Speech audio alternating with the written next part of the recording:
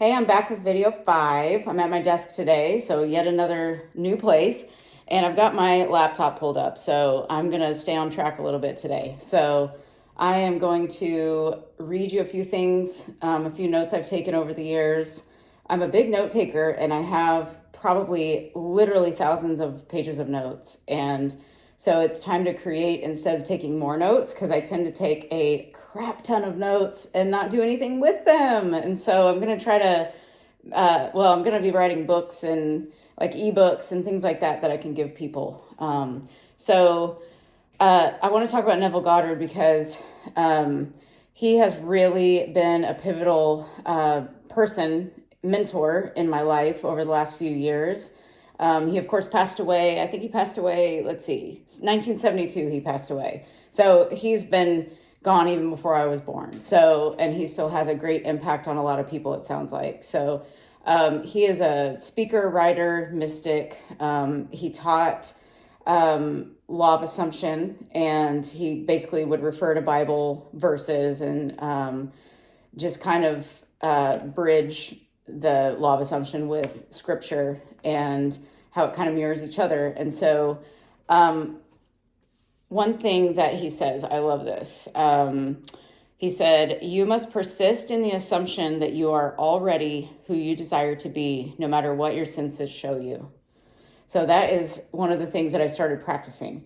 And a few months back, I said, I've got to figure out what I need to let go of and what I need to keep in order to become the new identity that I want to embody. And so if I want to be a millionaire CEO, let's say, of my own company, I need to make sure that I stay on track with the tasks that need to be done, need to let go of things that are taking my time that I don't no longer need, that no longer are serving me.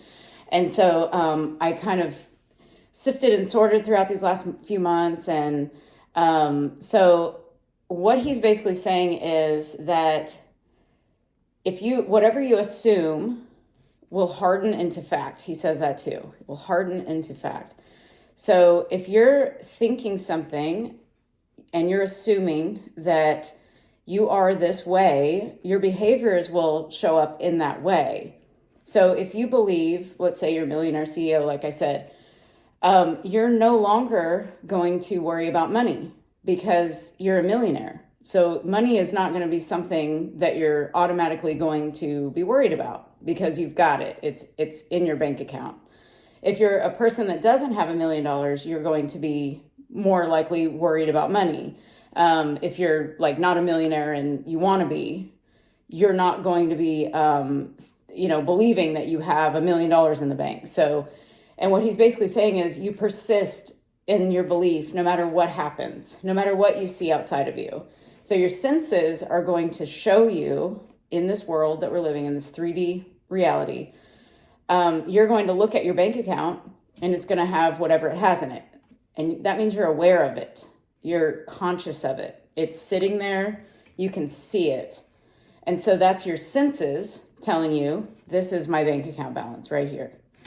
But if you persist in the assumption of what you want, which would be, let's say, $1 million in the bank, or 100,000 or 10,000, whatever it is that you want, if you persist in knowing, not just believing, but knowing that that money is in there, then it has to harden into fact, is what he says. So now how do you know that you have that money in the bank when you know that it's really not there? How do you do that? This takes practice. So from today on, you're going to practice and just tell yourself, I'm practicing. If you don't believe it yet, just say I'm practicing.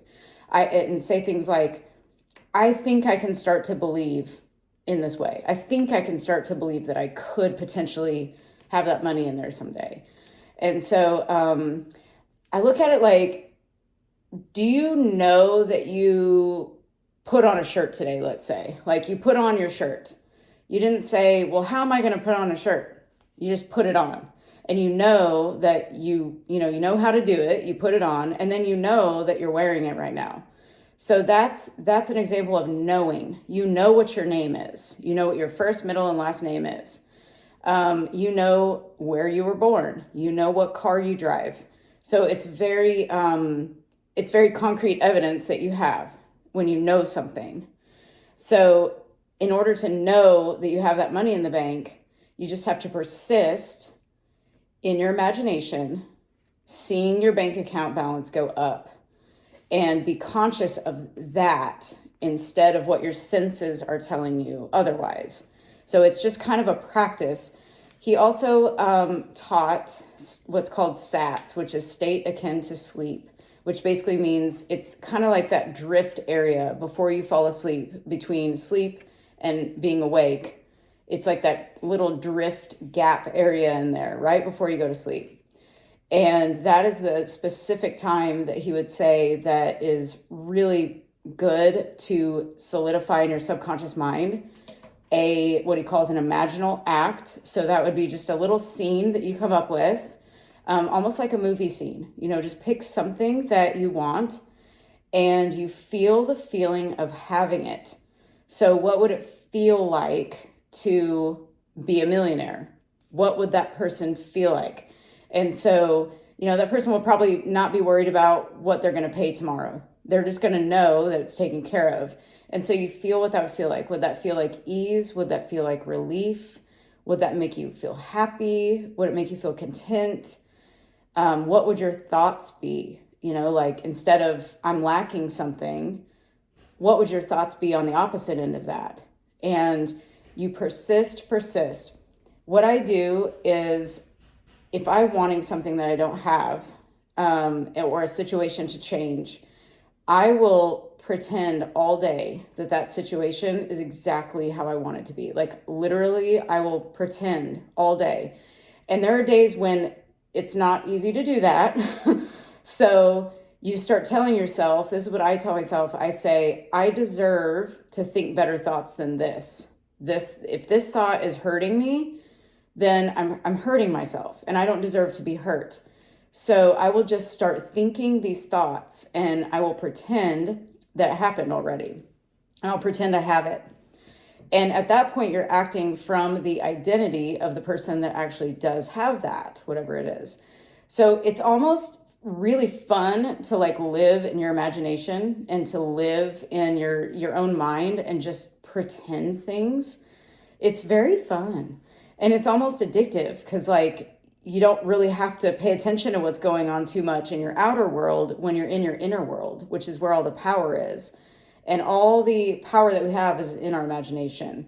And I'll be talking a lot more about the imagination as we go on. But I wanted to give you a little exercise to do where you just pick a scene and feel it as much as possible, enjoy it, feel really good about it right before you go to sleep. And something else I like to do before I go to sleep too, I like to say affirmations to myself. I read some on note cards. I can share those someday, but I'll say things like, I am awesome, I am valuable, I am worthy, I'm important, I matter, things like that as I'm drifting off to sleep, as I'm seeing this imaginal scene. So it's really fun to do because things will show up in just weird ways and the timing of things will show up. It's just very awesome. So take that with you, practice that every night. Just do a little, like a 3 to 5 second little loop of a scene, or you can do up to 20, 30 seconds if you want to, even a minute. You want something that you're thinking of over and over, just looping it.